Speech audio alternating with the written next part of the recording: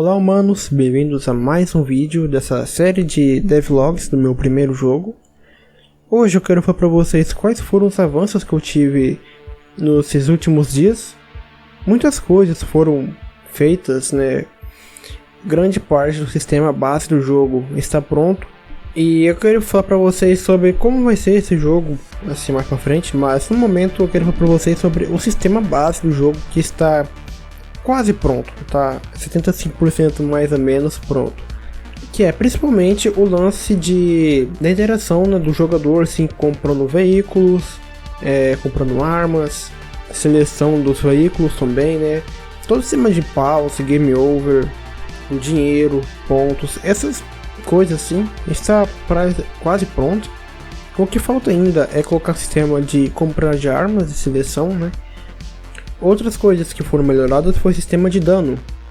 Antigamente era um pouco imprevisível o sistema de dano do veículo, não só do veículo, mas de todos os elementos do mapa. E isso deixava um jogo inconsistente, né? Um jogo que responda bem ao que você quer fazer e que você consiga planejar o que você vai fazer, se torna um jogo bem mais interessante, mais dinâmico. Mas a partir do momento que o jogo fica imprevisível, que você praticamente não sabe qual vai ser o resultado das suas ações, começa a ficar um pouco incoerente, perde um pouco do brilho, vamos dizer assim, né? Isso estava se dando principalmente como a forma como o dano do veículo, não só do veículo, mas de todos os objetos, eram calculados. Eu tentei fazer um sistema de dano um pouco mais realista, por exemplo, depende muito da velocidade com qual o veículo bate, a direção, ângulo, etc. Mas para um jogo arcade, essas coisas podem não ser tão importantes. Além do mais, o sistema de dano fica mais complexo e fica propenso a erros. Estava dando muitos problemas do valor do dano, né, que não estava batendo com a realidade em alguns momentos. Às vezes eu batia o carro os dois andando quase na mesma direção, e para o dano assim, ser quase nulo ou pouco, né, dependendo assim, do ângulo que ele bate. Por exemplo, se os dois estivessem indo pra frente e só encostassem no outro, não deveria dar um dano muito forte. E isso às vezes acontecia, e às vezes o dano dava um dano enorme e o negócio explodia, e era esquisito. Então eu resolvi deixar um jogo com a mecânica de dano mais simples, né? Lembrando dos jogos Paco, que bateu, levou dano, né? Mas tem uma quantidade de fixa de dano, que você não leva assim um dano, uma hora um dano enorme, outra hora um dano pequeno, né? Um dano fixo. Não é totalmente assim como o Paco, né? Mas eu tentei deixar um pouco mais simplificado o sistema de dano, até porque ficou bem melhor assim. E também uma coisa assim bem importante é que eu quero fazer um mapa um pouco grande, né? E como eu já mostrei no último vídeo, eu quero colocar veículos, né, de tráfego.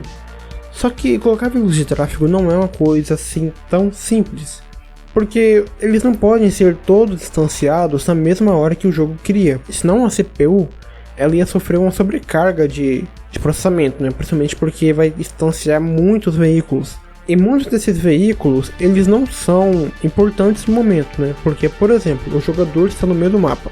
Se o mapa é muito grande, qual a necessidade de estar criando veículos a 5 km de distância? Não tem necessidade alguma disso.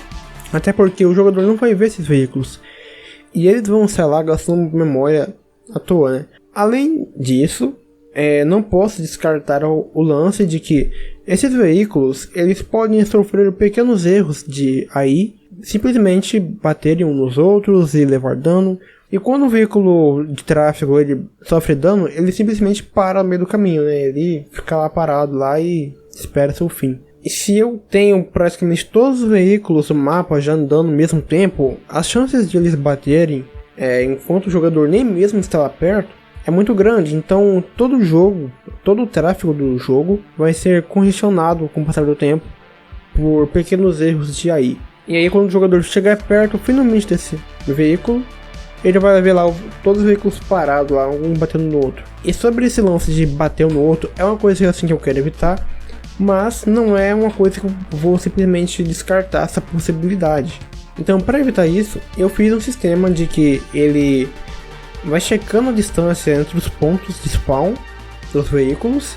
Então eu tenho pontos de spawn espalhados por todo o mapa, e quando o jogador chega perto desses pontos, ele distancia o veículo. E quando o jogador sai de perto do veículo, o veículo está muito longe, então esse veículo é destruído. Dessa forma fica nesse ciclo. Chega perto, distancia, vai para longe, morre. Mas só que como o veículo é distanciado ainda um pouco longe do jogador, fica quase imperceptível isso. O jogador vai achar que aquele carro estava sempre lá andando, né? Mas na verdade é uma coisa que acontece no momento. Chega uma hora que é importante começar a pensar também no áudio do jogo, né? Como que será o áudio desse jogo, como ele vai se comportar. Eu achei, assim, sinceramente, eu achei que era só botar um som lá de explosão e acabou, né? O jogo ia funcionar normalmente. Só que não é bem assim. Eu fui adicionando logo os sons nas explosões. Eu notei uma coisa logo no primeiro dia que estava fazendo isso. Pelo fato do ambiente ter muitos objetos destrutíveis, é normal que um objeto exploda e destrua outros que estão à sua volta. Um exemplo disso são galões de combustível, né? É comum que um galão de combustível seja do lado do outro. E aí, quando você explode muitos objetos ao mesmo tempo, ele distancia vários áudios ao mesmo tempo, né? Essa é uma coisa que também está dando sobrecarga. Quando você instancia, por exemplo, explode 10 galões de combustível, você vai instanciar 10 audio sources na sua cena no mesmo tempo, no mesmo lugar. E para evitar isso, eu tive que criar um sistema de gerenciamento de áudio, e eu notei baseado em uma coisa bem interessante que eu achei na Unity. Um audio source, que é aquele componente de áudio que você usa para reproduzir o som, ele consegue reproduzir até 12 áudios em simultâneo, né? Usando uma função chamada Play on Shot, né? Você adiciona um som, ele vai executar aquele som e quando acabar aquele som, ele simplesmente some. Beleza. E eu consigo executar até 12 sons em simultâneo, né? Então o que eu fiz? Eu criei um gerenciador de áudio. Nesse gerenciador de áudio, eu coloquei vários audio sources, um para cada tipo de ação. Por exemplo, um audio source para explosão, outro para colisões, outro para outros sons especiais e assim em diante, né? Então, neste momento, eu acho que tem 3 ou 4 audio sources. E cada audio source desse vai ter um gerenciamento, né? Então, quando um objeto for destruído, ele vai enviar uma mensagem, entre aspas, né, uma mensagem falando que aquele objeto foi destruído e é para ele reproduzir um som de explosão. E esse gerenciador de áudio, ele vai fazer o seguinte: cada vez que ele receber essa mensagem que foi destruído um objeto e for reproduzir o som de explosão ou qualquer outro tipo de som, ele vai fazer uma checagem. Então ele vai verificar o seguinte: se aquele som ele já foi reproduzido no tempo próximo. Por exemplo, se vários objetos forem destruídos ao mesmo tempo, né, então é comum que essas mensagens para criar um som de explosão sejam enviadas ao mesmo tempo, né? Então nesse intervalo aí, se ele recebe mais de uma mensagem para reproduzir áudio, ele vai simplesmente ignorar as outras. Então, se era para reproduzir 10 sons de explosão ao mesmo tempo, ele vai reproduzir apenas um. E essa é uma coisa importante, né? Porque você não estoura o limite de processamento do áudio, né? Porque tem um limite. Quando você começa a sobrecarregar o sistema de áudio, ele começa a cortar o áudio. Fica aquele áudio totalmente esquisito, né? Como se a caixa de som ficasse falhando. Então, eu criei esse sistema que ele praticamente ignora todos os áudios que são repetitivos e que estão sendo reproduzidos ao mesmo tempo. Outra coisa que foi adicionada foi os power-ups. São pequenas caixas que o jogador vai poder pegar pelo mapa. E essas caixas, elas vão dar algumas habilidades especiais. Por exemplo, mais dano, mais resistência, pode dar mais vida também. E futuramente eu quero adicionar mais um power-up, né? Que na verdade não é bem um power-up, na verdade é só munição. Eu quero fazer com que a munição do jogador acabe, porque isso vai deixar muito mais emocionante. Pelo menos eu espero que deixe mais emocionante o jogo. Que ele não vai ser explodindo todo mundo, né? Que igual maluco, porque ele vai ter que pensar bem se ele pode ou não usar um míssil ou usar um canhão. Mas esse sistema ainda da munição ainda não foi implementado. E durante esse tempo, não só essas coisas foram feitas, mas alguns testes também foram feitos, né? Principalmente o sistema de estrada. Inclusive, eu até achei um plugin de estrada bem interessante para Unity, gratuito. E que eu achei fantástico é que você consegue ter um controle muito grande sobre as estradas. Você consegue fazer estradas com várias divisões. Então você tem, por exemplo, 4 ruas. Além disso, você também consegue criar intersecções nessas ruas. Você consegue ligar uma nas outras, colocar sistema de tráfego, né? Aquele negócio lá que eu esqueci o nome, das luzes do verde, amarelo e vermelho, que eu esqueci o nome. Você também consegue colocar placas de pare, colocar pequenas barreiras do lado. E tudo é totalmente personalizável. Você consegue adicionar vários assets numa estrada. E é uma coisa que eu não sabia, assim, que tinha esse asset, porque é tanta coisa que ele tem. E é gratuito, ele é open source, né? Eu vou deixar o link dele na descrição. Mas logo eu tive que desistir dele. Isso porque, infelizmente, ele é um asset com muitos bugs. Pelo menos nessa época que eu estou vendo, ele tem muitos bugs. E isso estava quebrando assim minhas expectativas em questão de terreno. No início desse projeto eu queria fazer um mundo praticamente flat, né, um mundo plano, e apenas adicionar construções, estradas, só que essas estradas elas seriam modulares, então eu poderia montar elas como se fossem blocos encaixáveis. Só que até um terreno ele abre uma série de possibilidades, né? Mas que infelizmente eu terei que tirar isso, né, do jogo, porque não tem um sistema de estrada, pelo menos não tem gratuito, e eu tô sem grana pra gastar na Asset Store porque são bem caros, ainda mais com o preço do dólar. Então eu vou usar o que eu posso, né? Então vai ter sim um sistema de terreno no jogo, né? Então possivelmente vai ter grama, então o terreno vai ter algumas ondulações em alguns lugares. Mas onde tem estrada vai ser plano, não tenho outra opção, vai ser plano. E parte das estradas já foi modelado, então eu posso montar aí vários tipos de estrada com esses pequenos blocos. Eu vou apenas montando eles da forma que eu quero.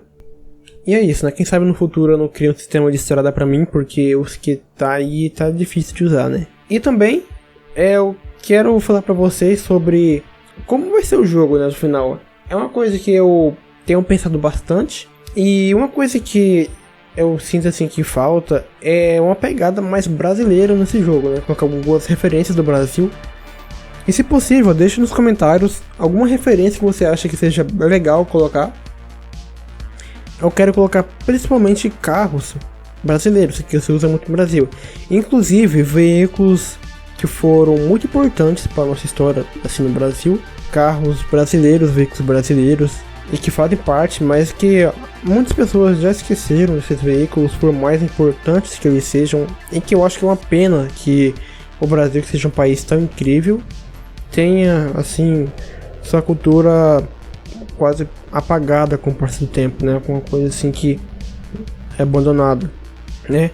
Falando aí do nosso querido tanque, o Osório, né?